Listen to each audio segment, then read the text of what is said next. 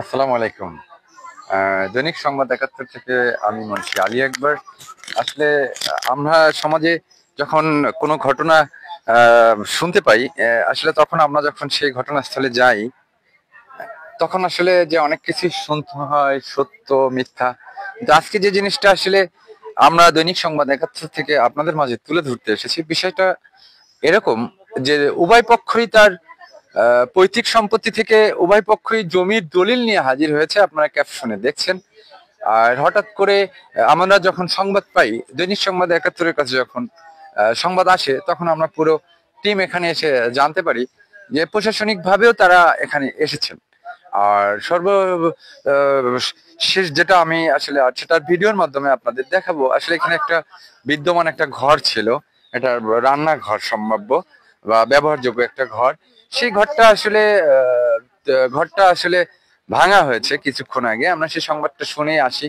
আসার পর তার পরবর্তীতে আমরা আরো কিছু ভাঙার যে দৃশ্যগুলো আপনাদের আমি আসলে তুলে ধরছি, আপনারা আপনারা আসলে দেখবেন। আসলে এখানে প্রত্যেকটা মানে আসলে বাড়ির যে চারপাশের যে ভীম তৈরি হচ্ছিল, সেখান থেকে আসলে আপনারা দেখতে পারতেছেন নতুন ভাঙা হয়েছে। আসলে ভাঙা হয়েছে কতটা কি, আর বাকি যেটা আপনারা দেখলেই বুঝতে পারবেন যে আসলে এটা আগে করা হয়েছিল যে পর্যন্ত, তারপর ভাঙা হয়েছে। আর যাদের সাথে আসলে বিভেদ, তারা আসলে তাদের পিছনের বাড়িতে বা তাদের সাথে রিলেটিভ আছে, আমি যে বাড়িটা আসলে ধরে রেখেছি, ওই বাড়িটাই তাদের সাথে বিভেদ। তা আসলে আজকে অনেকেই যে মারমুখ অবস্থানে এসে আসলে কোর্টের নির্দেশের বাইরে যে বা এনাদের আহ, বাংলাদেশ জজ কোর্ট নিয়োগ এই জমি নিয়ে তাদের দীর্ঘদিন মামলাধীন প্রক্রিয়া চলছে। আর আমি একটা কথাই দৃষ্টি আকর্ষণ করব এই লাইভ থেকে ঊর্ধ্বতনদের, যে আসলে বাংলাদেশে আমরা আজকে দলিল সবাই আসলে দেখাচ্ছে যে এই জমির মালিক আমি, উনিও দেখাচ্ছেন কেন মিউটেন্ট সমস্যা, কিছু বিভিন্ন সমস্যা। কিন্তু আমরা আসলে কাজ করতে যে দেখতেছি যে বিগত দিনের ফ্যাসিস্টের যে রাজত্ব বা তারা যে সব জায়গায় অসাধু পন্থায় অর্থের বিনিময় আসলে যে ভূমি অফিসগুলো দুর্নীতিতে সারা বাংলাদেশে যে সয়লাভ হয়ে আছে, আমি এখানে তারই একটা গন্ধ পেতে যাচ্ছি। যে আসলে দেখা গিয়েছে অনলাইনে অনেককে তার মালিকানা করে দিয়েছে বা মিউটেশন করিয়ে দিয়েছে, বা অথবা কাগজপাতি ওভারকাম করে দিয়েছে, কিন্তু আইনত যখন তারা কোর্টে যাচ্ছে সেটা আসলে গ্রহণযোগ্যতা পাচ্ছে না। সেভাবেই আসলে 5 তারিখের পরেই আমরা বাংলাদেশে কিছু অভ্যন্তরীণ কিছু বিষয়গুলো আমরা সকলেই ফেস করেছি সারা বাংলাদেশেই একযোগে, যে আসলে জমি নিয়ে যে বিভেদটা অনেক বেশি মাত্রায় বেড়ে গিয়েছে। আর আমরা তারই একটা সেই বিভেদ স্থান থেকেই আমরা আসলে আপনাদের একটা জিনিস আমরা দেখাচ্ছি। আমরা দুই পক্ষের সাথেই লাইভটা চেষ্টা করব আসলে যে আর একজনের সাথে কথা বলার জন্য, যিনি হচ্ছে এই জমির মালিক, তাদের সাথে কথা বলবো।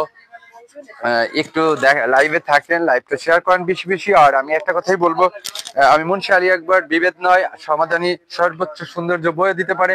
আর এ ধরনের প্রতিকূলতা থেকে আমরা আসলে নিস্তার পেতে চাই। আমরা আইনের শ্রদ্ধা রেখে বা আইনকে আমরা ভালোবেসে এ ধরনের সমস্যা হইলে সহিংসতা কারো উপর যেন আমরা এভাবে ঝাঁপিয়ে পড়ে তাদের বসতভিটা ভাঙা বা এ ধরনের কোনো কাজ আমরা না করি। আমরা আসলে এখন সরাসরি আপনাদের কাছে নিয়ে যাব এই জমি যে দাবিদার। আমি আপনাদের প্রথমে ক্যাপশনে বলেছি এই যে আসলে জমির উভয় পক্ষই দাবিদার এবং দলিল নিয়ে হাজির। এখানে আমরা আসলে কি করতে পারি আমরা আসলে শুনবো।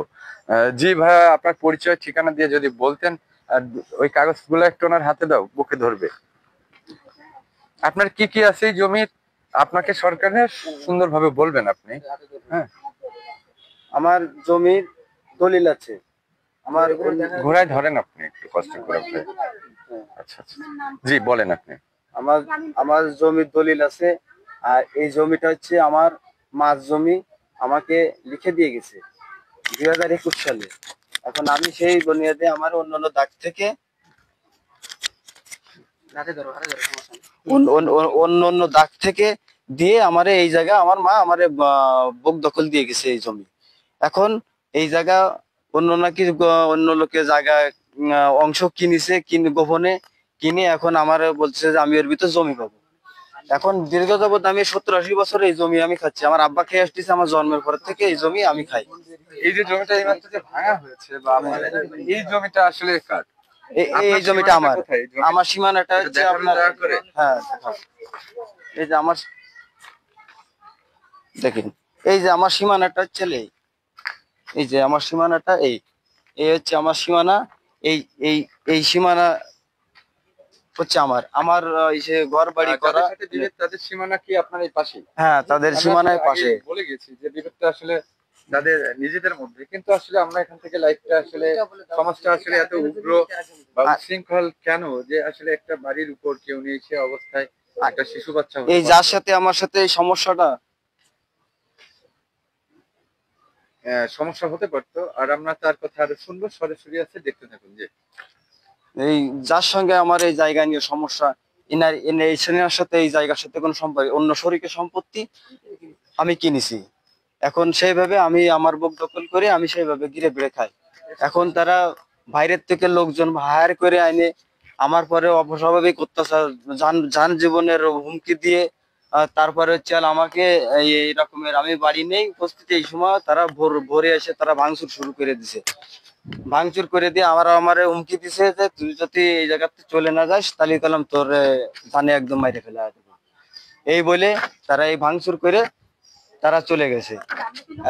আর আমলিগ ক্ষমতা নেই, এখন হচ্ছে বিএনপি ক্ষমতায়, তারা হচ্ছে হচ্ছে বিএনপির লোকজন এসে তারা এই ভাঙচুর করেছে। ঠিক আছে, বিএনপির লোকজন হ্যাঁ বিএনপি ছিল, পদ পজিশনে আছেন। এরা হচ্ছে আগে আমলিগ ছিল, আগে আমলিগের ছিল, এখন তারা বিএনপি। ঠিক আছে, আমরা আসলে আরো কিছু জনমত নিব। ধন্যবাদ আপনাকে।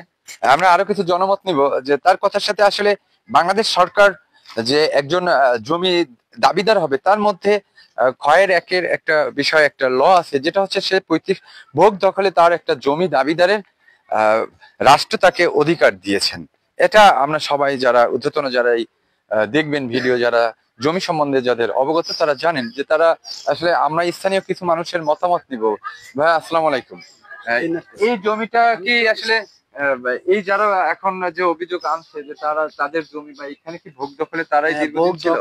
ভোগ দখল এটা হচ্ছে আমার শাশুড়ির জায়গা, এটা আমার শ্বশুর বাড়ি, এটা তাই শুনেন। আমি যাই হোক, আমরা নির্বাচন করতে ভুল করেছি। আমরা আসলে প্রতিবেশীর কাছে জানবো, তিনি এই বাড়ির জামাই বা প্রতিবেশী এর সাথে আমরা কথা বলবো। আপনি ওয়েটিং আছে প্রতিবেশী আছে একজন।